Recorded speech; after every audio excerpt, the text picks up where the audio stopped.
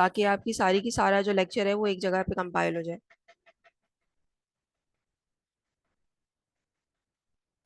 Fungal biotechnology का हम लोगों ने पहला लेक्चर लिया था जिसमें हमने इंट्रोडक्शन डिस्कस किया था माइकोलॉजी के बारे में, स्टडी ऑफ फंगस के बारे में, या फंजाई की स्टडी के बारे में। माइकोलॉजी क्या होती है? फंजाई की स्टडी को हम माइकोलॉजी कहते हैं। माइकोलॉजी के अंदर जो माइको का वर्ड है ये का आया है फ्रॉम माइसीलियम या माइकीस, जिसको हम फंजाई कहते हैं ग्रीक के अंदर। अच्छा, फंगस जो है वो बहुत डाइवर्स ऑर्गेनिज्म होते हैं। अ, हमारे पास बैक्टीरिया के अंदर अगर हम देखें तो बैक्टीरिया तमाम के तमाम एक तरह के होते हैं। सारे यूनिसेलुलर होंगे, सारे माइक्रोस्कोपिक होंगे, सारे के सारे प्रोकैरियोट्स होंगे। इसी तरह जब हम यूकैरियोट की बात करते हैं तो हमारे पास जो ऑर्गेनिजम्स हैं वो सारे के सारे क्या होंगे? वो एक तरह के होंगे। जैसे हम हैं, मल्टी सेलुलर हैं, हेटरोट्रॉफ हैं। लेकिन जो फंजाई हैं इसमें क्या होगा? हमारे पास मल्टी सेलुलर ऑर्गेनिजम्स भी हैं, यूनिसेलुलर ऑर्गेनिजम्स भी हैं। कुछ ऑर्गेनिजम्स हैं हमारे पास जो कि सिंगल रहते हैं, कुछ जो है वो मल्टीपल रहते हैं। कुछ ऐसे हैं जो कि ऑक्सीजन की प्रेजेंस जिनको लाजमी चाहिए, कुछ ऐसे हैं जो बिना ऑक्सीजन के भी ग्रो कर रहे होते हैं। तो हमारे पास क्या है? यहाँ पे मल्टीपल ऑर्गेनिजम्स हैं जो कि अलग अलग तरीके से अपना करेक्टरिस्टिक्स शो करते हैं। तो ये हमने डिस्कस कर लिया था। यूकैरियोटिक ऑर्गेनिजम्स होते हैं फंजाई। देन एटीएस का राइबोसोम होता है। राइबोसोम की दो टाइप्स होती हैं, 70 एंड एटीएस। ये आपको मैंने होमवर्क दिया हुआ है, मैं करके रखिएगा। हम लोग उसकी और डिस्कस करेंगे जब हम वापस यूनिवर्सिटी में रिज्यूम करेंगे। 70 और एटीएस। एटीएस जो है वो प्रोकैरियोट्स का होता है राइबोसोम, और जो 70 है वो यूकैरियोट्स। 70 प्रोकैरियोट्स का होता है, एटीएस यूकैरियोट्स का होता है। फंजाई यूकैरियोट है, इसीलिए यहाँ पे एटीएस राइबोसोम है। इनकी जो सेल वॉल है वो रिजिड होती है, और यहाँ पे क्या है? ये नॉन मोटाइल है। ठीक है। तो इसी तरह सेल वॉल जो है वो काइटिन से मिलके बन रही होती है।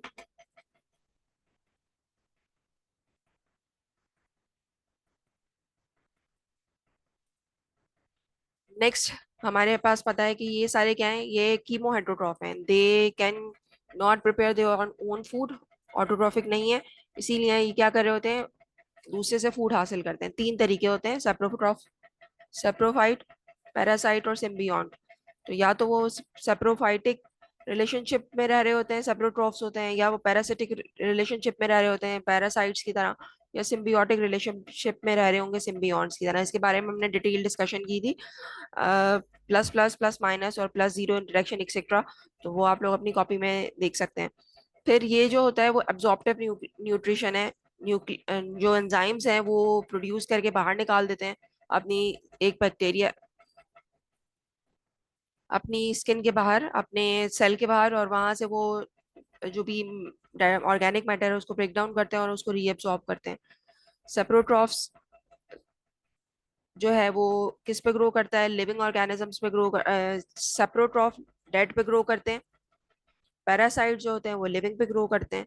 और जो सिम्बियोन्ट्स होते हैं वो प्लस प्लस इंटरेक्शन में लिविंग के साथ एज अ म्यूचुअल रिलेशनशिप रह रहे होते हैं। Mostly they are obligate para aerobes, हमेशा ऑक्सीजन चाहिए, लेकिन एक ईस्ट ऐसा है जो कि इन एब्सेंस ऑफ ऑक्सीजन भी ग्रो कर सकता है। Typically they can produce sexually as well as sexually spores बनाते हैं। कुछ स्पोर्स को हम सेक्सुअल स्पोर्स कहते हैं तो हम कहेंगे सेक्सुअल रिप्रोडक्शन कर रहा है। कुछ सोर्स को हम ए सेक्सुअल स्पोर्स कहते हैं तो हम कहेंगे कि ये सेक्सुअल रिप्रोडक्शन कर रहा है। अच्छा, फूड इंडस्ट्री की हमने बात की थी। पंजाए जो होते हैं वो बहुत सारी टाइप्स के होते हैं, बहुत सारी बेवरेजेस में यूज हो रहे होते हैं। आपके पास अल्कोहलिक बेवरेज का पूरा ग्रुप है, कंबूचा का मैंने जिक्र किया था, ब्रेड की हमने बात की थी। फिर हमने पेनिसिलियम के हम हवाले से जिक्र किया था। पेनिसिलियम की स्पीशीज यूज करती हैं, की जाती हैं टू राइप चीज, जो पनीर या चीज जिसको कहते हैं, चैम्बर कैमेम्बर्ट है या रॉकी फोर्ट है, इनको राइप करवाने के लिए, इनमें फ्लेवर या एजिंग करवाने के लिए हम पेनिसिलियम को यूज करते हैं। फिर मशरूम्स को हम जानते हैं, मशरूम्स ईटेबल होते हैं, हम खाते हैं। फिर ईस्ट के सप्लीमेंट्स को यूज किया जाता है वाइटामिन और कोफैक्टर्स को की डेफिशिएंसी को फुलफिल करने के लिए। ये सारे फूड के अंदर के इसके गुड बेनिफिट्स हैं। इकोसिस्टम की हम देखें, अगर हमारे इकोसिस्टम में बहुत ज्यादा रोल है फंजाई का, हमारे इन्वायरमेंट में जितना भी डेड मटेरियल है उसको डिकम्पोज करने के लिए जो सारा का सारा रोल होता है, उसके अंदर हम किसको यूज करते हैं, उसके अंदर फंजा है जो अपना रोल प्ले करता है। एज अ सेप्रोट्रॉफ काम करता है। सेप्रोट्रॉफ क्या होते हैं, जो मटेरियल को ब्रेक डाउन करेंगे और न्यूट्रिएंट को अपटेक करेंगे। फिर म्यूको रेमिडिएशन क्या होती है, जो रेमिडिएशन फंगस के थ्रू होता है उसको हम माइको रेमिडिएशन कहते हैं। ये म्यूको नहीं है, this is micro.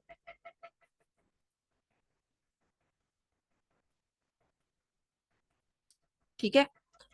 Micro remediation.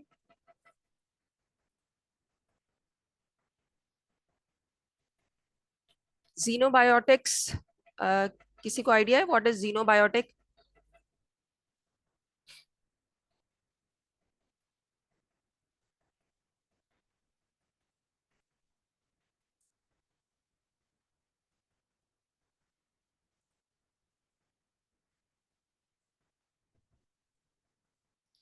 वो इस तरह के केमिकल्स जो कि पहले हमारी बॉडी में एग्जिस्ट नहीं करते थे, अब वो क्या हो रहा है, वो केमिकल्स हमारी बॉडी में जा रहे हैं। जीनोबायोटिक्स उनको हम कहते हैं। ऐसे केमिकल्स जो कि प्रीवियसली नहीं होते थे, अब जो है वो यूज हो रहे हैं, तो वो कहलाते हैं जीनोबायोटिक। और जीनोबायोटिक क्या होते हैं? जीनोबायोटिक को के अंदर आपकी एंटीबायोटिक्स भी आ जाएंगी। जीनोबायोटिक के अंदर वो पेस्टिसाइड्स और हर्बिसाइड्स भी आ जाएंगी जो आप खाने के जरिए आपकी बॉडी में जा रहे होते हैं। तो जीनोबायोटिक्स हमारी एनवायरनमेंट में इतने ज्यादा बढ़ गए हैं, उनको क्लियर करने का काम भी कौन करता है, ये बहुत अच्छे से कर सकते हैं। फिर पेट्रोलियम को डिग्रेड करते हैं, जो भी पेट्रोल या ऑयल की स्पिल है उसको क्लीन कर सकते हैं। इसी तरह हाइड्रोकार्बन्स हैं, एरोमेटिक पॉलीसाइक्लिक हाइड्रोकार्बन्स हैं, उनको क्लीन कर सकते हैं। और डिकम्पोजिशन तो ये कर ही रहे हैं। ठीक है, तो ये इसका इकोसिस्टम में रोल है। आई थिंक हमने यहाँ तक की डिस्कशन क्लास में की थी, और मैंने आप लोगों को बल्कि इसके बाद भी कुछ किया था डिस्कस। सिम्बियोसिस मैंने आप लोगों को घर से करने के लिए दिया था। मैंने बोला था कि देखिएगा कि आप सिम्बियोसिस क्या होता है। सिम्बियोसिस एक ऐसी रिलेशनशिप को कहते हैं जो कहलाती है plus plus interaction. Plus plus interaction का मतलब ये होता है कि दोनों एक दूसरे को बेनिफिट दे रहे हैं, तो कोई किसी को नुकसान नहीं पहुंचा रहा है। उसके अंदर आप हमने बात की थी माइक्रोराइजी की। कुछ फंजाई होते हैं जिनको माइक्रोराइजल फंजाई या माइक्रोराइजी कहा जाता है। ये एसोसिएशन बनाते हैं, रिलेशनशिप बनाते हैं प्लांट की रूट्स के साथ। रूट्स के साथ एसोसिएट करते हैं और रूट्स के साथ रह रहे होते हैं। जो प्लांट है उसकी जो रूट्स हैं यहाँ पे ये अपने पास अपनी कॉलोनाइज कर लेते हैं। ये पर प्लांट चले जाएगा जमीन के अंदर, ये यहाँ पे अपनी रूट्स बना लेंगे, उसमें रहेंगे। अब होता यह है कि प्लांट जो न्यूट्रिएंट एब्जॉर्ब कर रहा होता है, उसको ये प्लांट को क्या करता है, हेल्प करता है। प्लांट को ये हेल्प करेगा, और हेल्प करने के बाद क्या करेगा, वो न्यूट्रिएंट जो प्लांट को चाहिए होते हैं ये उसको ज्यादा अमाउंट में एब्जॉर्ब करने में मदद देता है। और इन रिटर्न वो क्या करता है, जो प्लांट फूड बनाता है, कार्बोहाइड्रेट्स बनाता है, वो उसको रिटर्न में देता है। तो इसने प्लांट को क्या हेल्प दी कि कुछ नाइट्रोजन, कुछ वाइटामिन ये एब्जॉर्ब करवाएगा, और इन रिटर्न प्लांट ने क्या हेल्प दी, शेल्टर दिया और कार्बोहाइड्रेट दिया। ये इसका क्या है, सिम्बियोटिक रिलेशनशिप है। और ये दोनों में क्या होगा, दोनों किसी को नुकसान नहीं दे रहे, दोनों एक दूसरे को फायदा दे रहे हैं। Give and take. नेक्स्ट जो है वो है हमारा लीचेंस। लीचेंस जो है वो सिम्बियोटिक रिलेशनशिप होती है between fungi and algae. Fungi और एल्गी क्या हैं, दोनों सिम्बियोटिक रिलेशनशिप में रह रहे होते हैं। अगर आप इस तस्वीर को देखें, यहाँ पे ये जो ब्राउन स्ट्रक्चर है ये रेफर कर रहा है फंजाई को। ये सब ब्राउन वाला जो है ये फंजाई का स्ट्रक्चर है, और उसके अंदर ये जो ग्रीन सेल्स हैं ये साइनोबैक्टीरिया या एल्गी के हैं। ब्राउन से क्यों शो कर रहे हैं, क्योंकि ये आपके वो हैं हेटरोट्रॉफ हैं। और ग्रीन से क्यों शो कर रहे हैं, क्योंकि ये फोटोसिंथेटिक है, क्लोरोफिल होता है इसके अंदर, काई जिसको हम कह रहे होते हैं। तो इनकी रिलेशनशिप होती है, दोनों एक दूसरे को गिव एंड टेक दे रहे होते हैं। लीचेंस के अंदर जड़ें नहीं होती हैं। ठीक है, एल्गी जो है वो एब्जॉर्प्शन में इतना अच्छा नहीं है। फंजाई जो है वो एब्जॉर्प्शन में अच्छा है, फंजाई न्यूट्रिएंट एब्जॉर्प्शन में मदद देगा। और एल्गी जो होता है वो फोटोसिंथेसिस करता है। इन रिटर्न एल्गी क्या करता है, एल्गी इसको फूड देता है, ये उसको शेल्टर दे रहा होता है, मॉइस्चर वाटर एब्जॉर्ब करके दे रहा होता है। इस तरह इन दोनों की रिलेशनशिप चल रही होती है। तो this is another plus plus interaction, lichens, जो कि वो भी हमारे एनवायरनमेंट के लिए बहुत इंपॉर्टेंट होती है।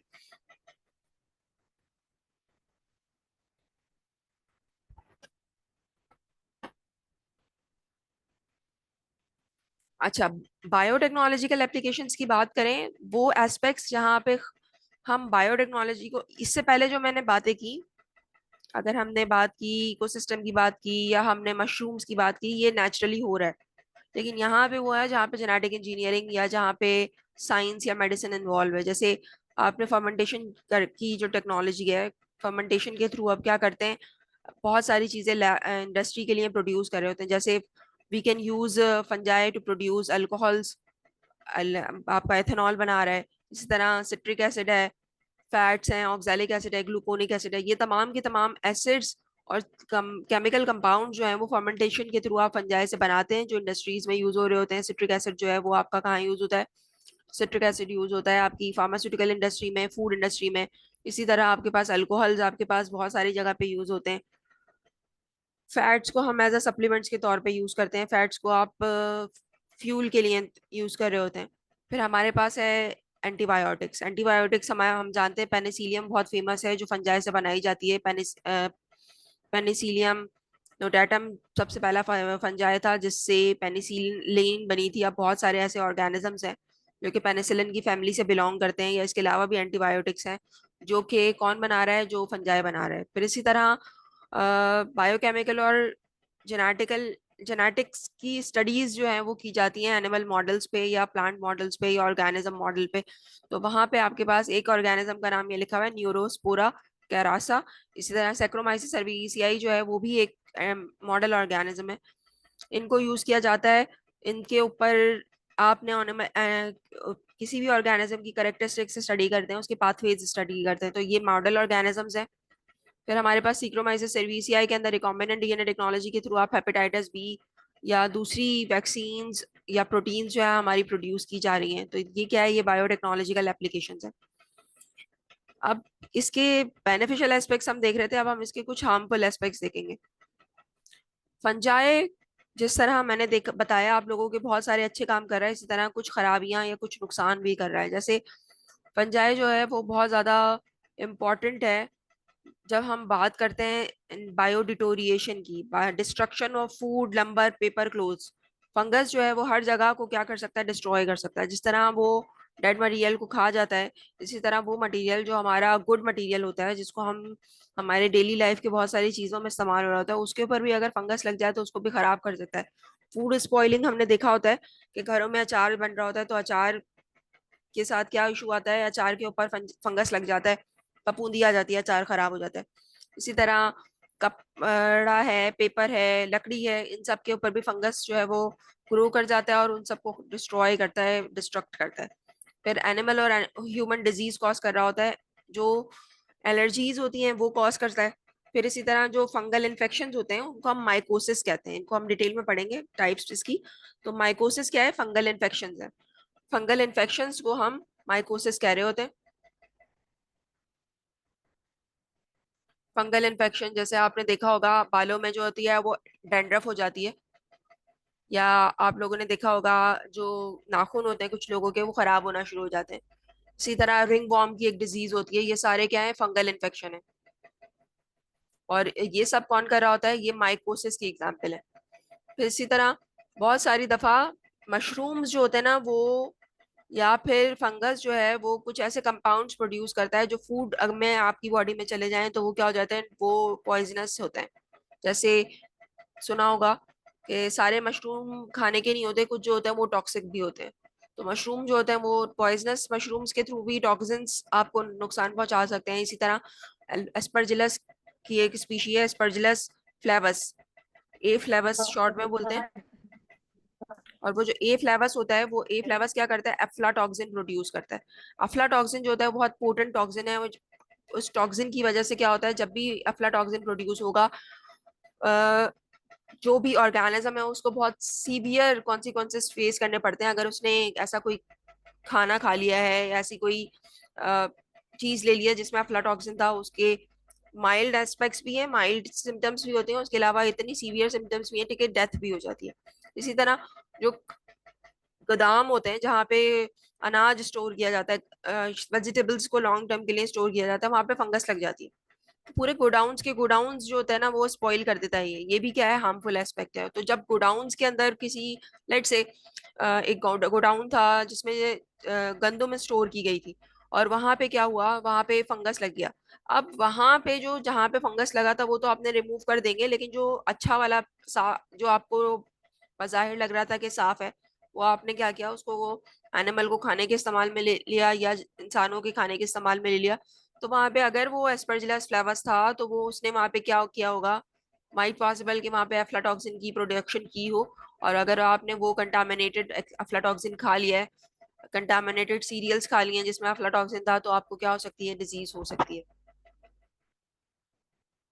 ठीक है जी, यहाँ तक किसी को कोई कोई सवाल, कोई इशू, कोई क्वेरी, तो आप लोग पूछ सकते हैं, फिर हम आगे कंटिन्यू करते हैं।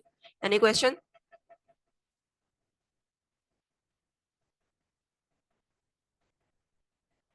किसी को कोई सवाल नहीं है?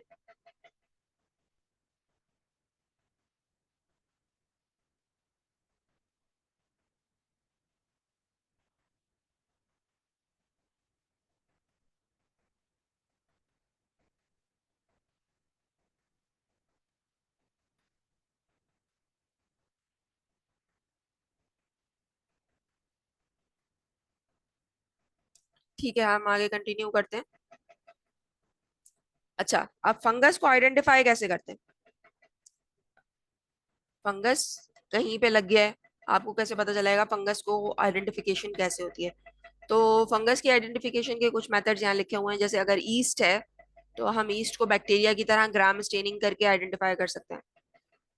फंजाई की भी स्टेनिंग की जाती है, डिफरेंट मेथड्स होते हैं, लैक्टोफिनोल स्टेनिंग, KOH स्टेन, वो हम देखेंगे, डिस्कस करेंगे। फिर बायोकेमिकल टेस्ट की बेसिस पे करते हैं, but they are not 100% authentic. दो या एक से ज्यादा ऑर्गेनिजम्स भी होंगे जो कि सेम रिजल्ट आपको दे सकता है। तो जो बेस्ट वे है to identify a fungi is on the basis of molecular characterization. 18S ribosomal RNA sequencing किए जाती है। 18S राइबोसोमल RNA सीक्वेंसिंग, इसकी बेसिस से आपको क्लियर कट पता चल जाएगा कि आपके पास जो फंजाई है वो कौन सा है। तो पहले वाले जो तरीके हैं, जैसे आपने आइडेंटिफिकेशन कर ली वाया माइक्रोस्कोपी, बायोकेमिकल टेस्ट, या जो स्पोर्स बना रहे होते हैं उसकी बेसिस पे, ये वाली आइडेंटिफिकेशन है। बट जो लास्ट में होता है वो सबसे जो पोटेंट है, वो क्या है, आपने उसकी सीक्वेंसिंग करवानी है। और वो सीक्वेंसिंग क्या होती है, वो आपका सबसे आइडियल तरीका होता है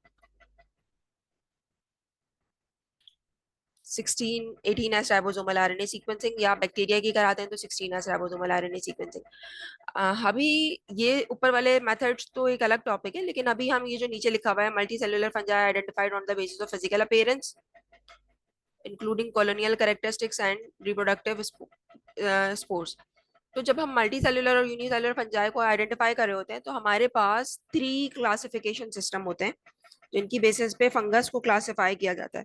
ये भी फंगस को पढ़ने का, आइडेंटिफाई करने का एक तरीका है, जिसके अंदर 3 डिफरेंट टाइप की identification. When we talk about external structure, then the classification system is morphological classification.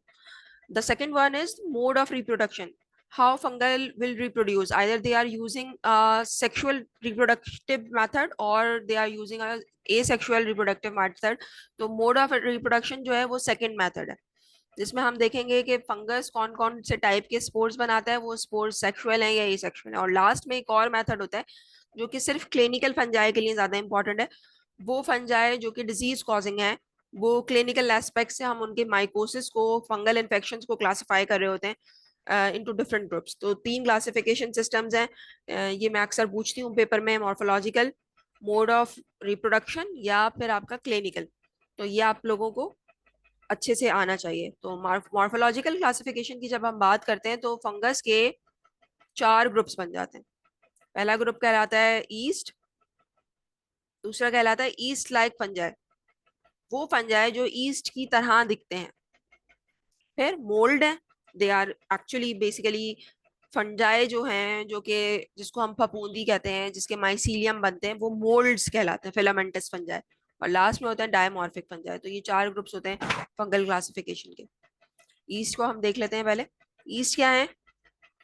Non filamentous होते हैं। मेन डिफरेंस ही इन दोनों का यही है कि ईस्ट जो होते हैं वो आइसोलेटेड ग्रो करते हैं। ईस्ट जो होते हैं वो आइसोलेटेड सिंगल सेल की फॉर्म में ग्रो करते हैं, लेकिन जो मोल्ड्स हैं या फिलामेंट्स हैं वो फिलामेंटस या माइसीलिया की फॉर्म में ग्रो करेंगे। तो इसको हमने इसीलिए क्या है कि क्या है, नॉन फिलामेंटस है, इनके अंदर फिलामेंट्स नहीं होते।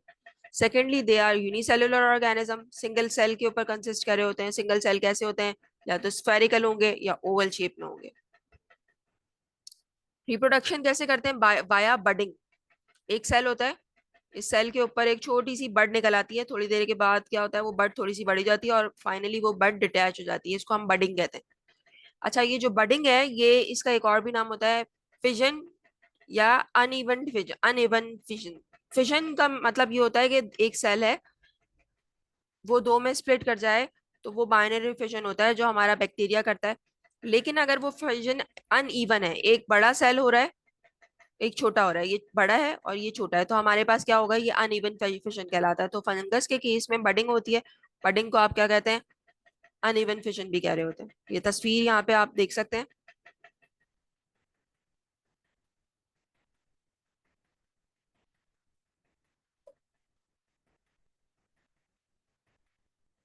ये देखिएगा। ये आपके पास एक सेल है, ठीक है, और ये एक सेल है जिसके साथ ये आपका पेरेंट सेल है, और ये क्या है, ये बड है। फिर क्या होता है, थोड़ी देर के बाद ये बड डिटैच हो जाती है, बड अलग हो जाती है, तो हमारे पास क्या होता है, एक अलग सेल बन जाता है। तो दिस इज बडिंग और uneven division, uneven binary fission. अच्छा, यहाँ पे क्या नजर आ रहा है, ये आपके पास कॉलोनीज प्लेट पे अगर नजर आए, आपके पास ईस्ट को आप प्लेट पे ग्रो कराएं तो इस तरह की पिन पॉइंटेड कॉलोनीज जो हैं वो ईस्ट बना रहा होता है प्लेट पर। ठीक है, वापस से पीछे चले आते हैं।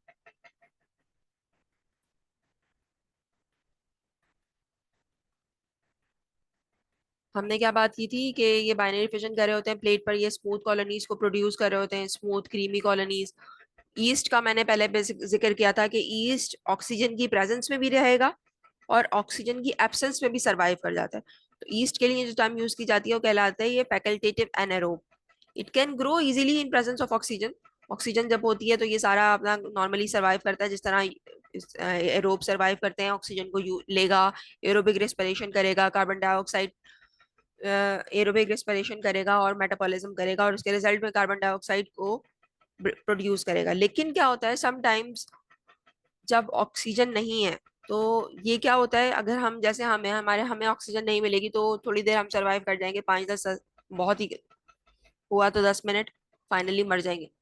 ईस्ट क्या होता है, ऑक्सीजन की जब एब्सेंस होती है तो सेल्यूलर रेस्पिरेशन या एरोबिक रेस्पिरेशन की जगह क्या शुरू कर देता है, कार्बोहाइड्रेट को फर्मेंट करना। जब कार्बोहाइड्रेट को फर्मेंट करेगा तो इथेनॉल प्रोड्यूस करेगा और कार्बन डाइऑक्साइड बनाएगा।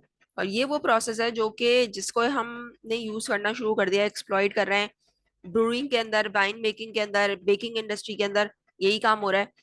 ईस्ट डाल देते हैं, ईस्ट जो होता है वो फर्मेंट करता है शुगर्स को, कार्बन डाइऑक्साइड प्रोड्यूस करता है, तो उससे आपके जो पिज्जा का डो है वो राइज कर जाता है या ब्रेड बन जाती है। या इसी तरह अगर हम उसको फ्रूट जूसेस पे, ग्रेप जूस के ऊपर ग्रो करवा रहे हैं, तो वहाँ की जो शुगर्स हैं वो उनको फर्मेंट करेगा, इथेनॉल बनाएगा, तो हमारी वाइन बन जाती है। इसी तरह ग्रेन्स के ऊपर अगर वो ग्रो करवा रहे हैं तो वहाँ पे बेयर बन जाती है।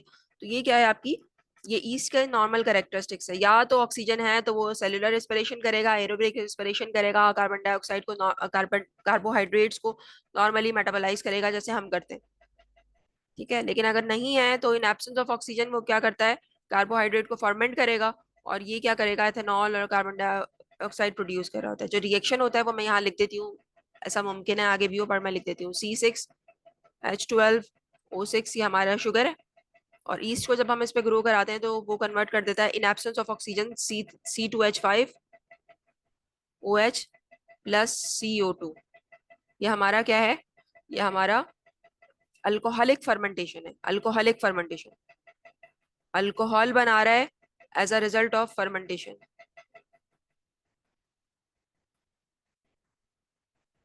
ठीक है, एग्जाम्पल ईस्ट की हम लिखा हुआ देख रहे हैं यहाँ पे, सैक्रोमाइसिस सर्विस आई है, लेकिन ये याद रखिएगा कि सिर्फ एक सैक्रोमाइसिस ही ईस्ट नहीं है, और भी ईस्ट है। कैंडिडा अभी मैं पढ़ाने लगी हूँ, कैंडिडा भी ईस्ट होता है। इसी तरह पिचिया पेस्टोरिस है, वो भी एक ईस्ट है। तो एक से ज्यादा ईस्ट की वैरायटीज होती हैं। सिर्फ एक हम जो बहुत वेल नोन है उसके अंदर हम सैक्रोमाइसिस का जिक्र करते हैं, बट इसके अलावा भी बहुत सारी स्पीशीज हैं।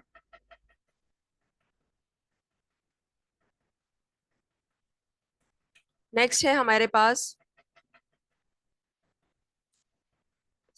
East like fungi. वो fungi that can behave like east.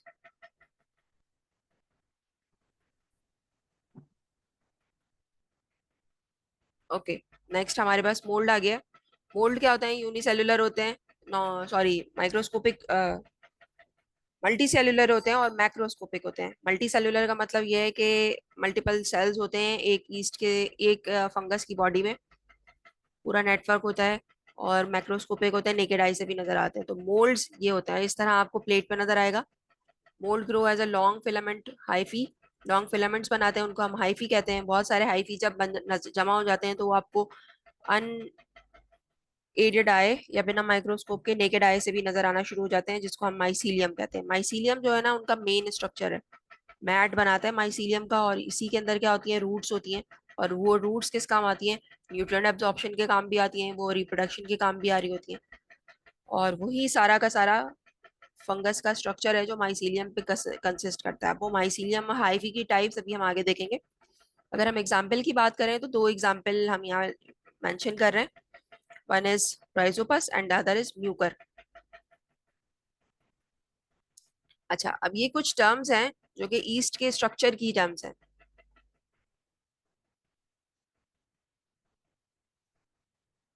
Thallus.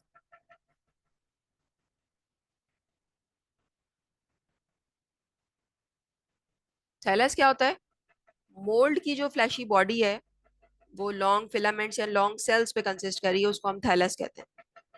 Thallus का मतलब क्या हुआ? आपके पास हाइफी हैं इस तरह, और वो लॉन्ग एक दूसरे से जुड़ के ग्रो कर रहे हैं। और जब वो जुड़ के ग्रो कर रहे होते हैं तो हम उसको कहेंगे थैलस। अब इसके अंदर से जो एक हाइफी है ना, एक सेगमेंट है, वो हाइफी कहलाता है। ये क्या है? बेसिकली लॉन्ग एपिकल सेल है, एक लंबा ट्यूबुलर सेल होता है। और इसमें क्या होता है? दो तरीके के होते हैं, सेप्टेट होंगे या नॉन सेप्टेट होंगे। सेप्टेट का मतलब क्या होता है? जैसे ये मैंने बनाया है, एक आया, उसके बाद बीच में गैप आया, और उसके बाद दूसरा। एक सेल है इसके बीच में, इसका न्यूक्लियस भी होगा, ये सेल है इसके अंदर, बीच में न्यूक्लियस होगा। तो ये जो क्रॉस वॉल है, ये इनका सेप्टेट होता है। ये पिक्चर मैं अभी आपको एक्चुअली जो इसमें लगी हुई है वो इमेज हम दिखाते हैं। लेकिन जो नॉन सेप्टेट हैं या जिनको हम कोइनोसिटिक हाइफी कहते हैं, इसके दरमियान में क्रॉस वॉल्स नहीं होती। तो बिना क्रॉस वॉल्स के वो चल रहा होता है। वो अभी पहले तो हम देखते हैं ताकि हम आइडिया हो कि हम किस चीज की बात कर रहे हैं।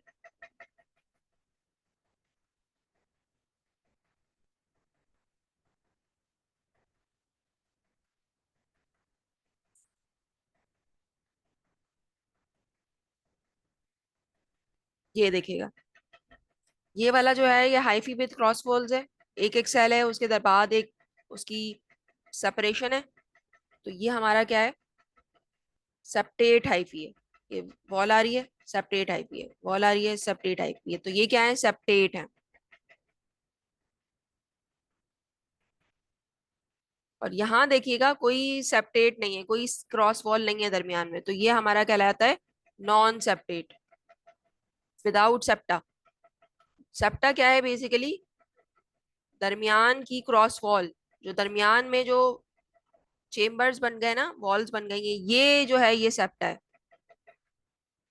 और जब सेप्टा होंगे तो वो सेप्टेट हाइफी होगा, जब सेप्टा नहीं होंगे तो नॉन सेप्टेट हाइफी होगा। दूसरा, जो अगर आप यहाँ से हम डिफरेंस देखें तो यहाँ पे क्या हो रहा है?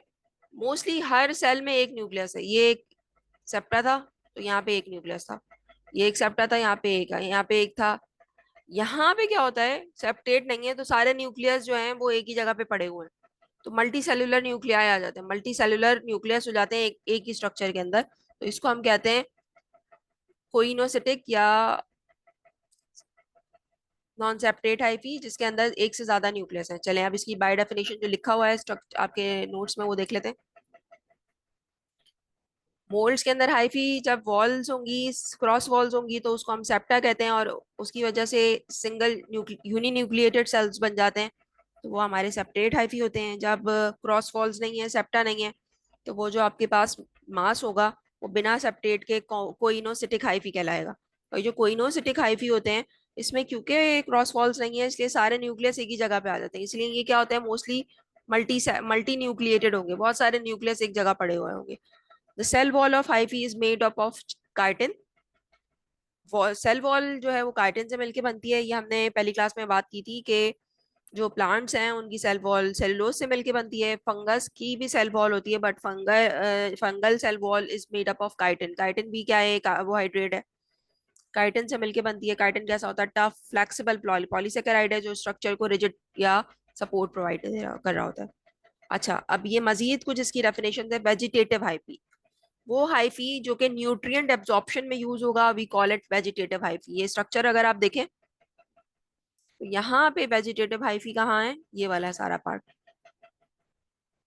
ये क्या करता है, न्यूट्रिएंट की एब्जॉर्प्शन में रोल प्ले कर रहा होता है। सरफेस के ऊपर जो होगा उसको हम सरफेस हाइफी कहेंगे। जो जमीन के अंदर है, या आपके फॉर एग्जांपल ब्रेड के ऊपर, डबल रोटी के ऊपर आपका फंगस लग गया है, तो जो सरफेस पे आपको नजर आ रहा है वो सरफेस हाइफी होगा। उसमें कुछ वेजिटेटिव होगा, वेजिटेटिव ऊपर नीचे दोनों होता है।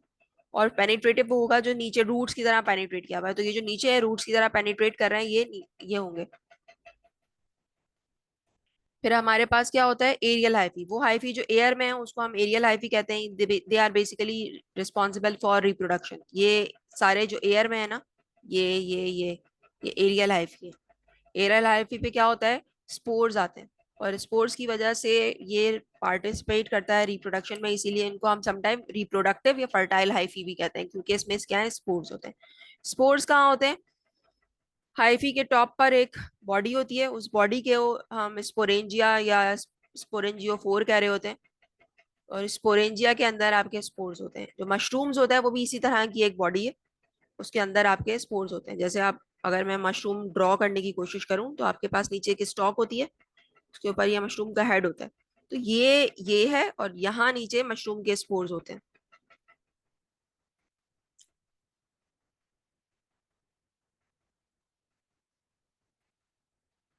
ठीक है, आगे चलते हैं।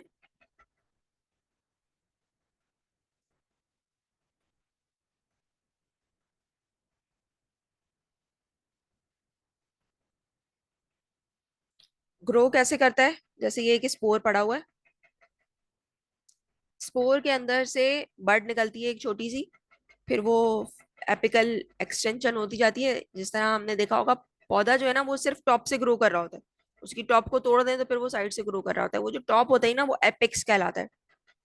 तो ये टॉप से ग्रो करना शुरू करता है एपिकल एक्सटेंशन के मेथड से। स्पोर होगा, उसके अंदर से एक छोटी सी एपिक्स निकलेगा, छोटा सा बड निकलेगा, फिर वो इलोंगेट करता है और कम्प्लीटली क्या करता है, फिर पूरा स्पोर से पूरा माइसीलियम या हाइफी बन जाता है।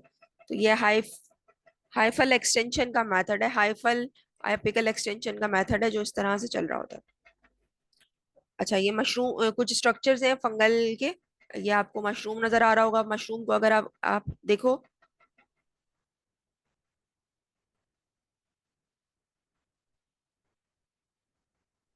तो ये ऊपर वाला पार्ट जो है, यहाँ वाला जो पार्ट है, ये वाला सारा पार्ट ये एरियल है। ठीक है, ये रूट मिट्टी के अंदर है, तो ये सारा का सारा क्या है, पेनिट्रेटिव है। फिर ये आपको माइसीलियम का स्ट्रक्चर नजर आ रहा है। इसी वाले जो पेनिट्रेटिव हाइफी को जूम किया है तो इस तरह अंदर से माइसीलियम नजर आएंगे। फिर मजीद आगे करें तो आपको ये सिंगल सेल्यूलर स्टेट नजर आ रही है कि सेप्टे, यहाँ पे सेप्टा है, यहाँ पे नॉन सेप्टा है। तो ये सेप्टेट हाइफी है, ये नॉन सेप्टेट या कोइनोसिटिक हाइफी है। फिर अगर इसको हम मजीद जूम करें तो आपको सेल वॉल का स्ट्रक्चर नजर आ रहा है कि ये काइटिन की सेल वॉल है, सेल मेम्ब्रेन है, उसके ऊपर ये काइटिन है और ये आपका सेल वॉल है। ठीक है, तो ये सेल मेम्ब्रेन थी, ये सेल मेम्ब्रेन के बाहर एक्सटर्नल स्ट्रक्चर है, तो इसको सेल वॉल कहते हैं। और इसमें आपको काइटिन नजर आ रही है। तो ये फंगल का स्ट्रक्चर हो गया। यहाँ तक किसी को कोई सवाल है, किसी को कोई क्वेश्चन?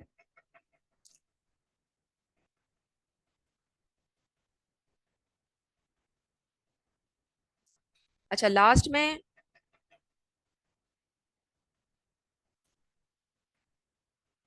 फ्रूटिंग बॉडीज क्या होती हैं। ये जो हमारे पास नजर आ रहा है आपको तस्वीर में, मशरूम्स नजर आ रहे हैं अलग अलग टाइप के।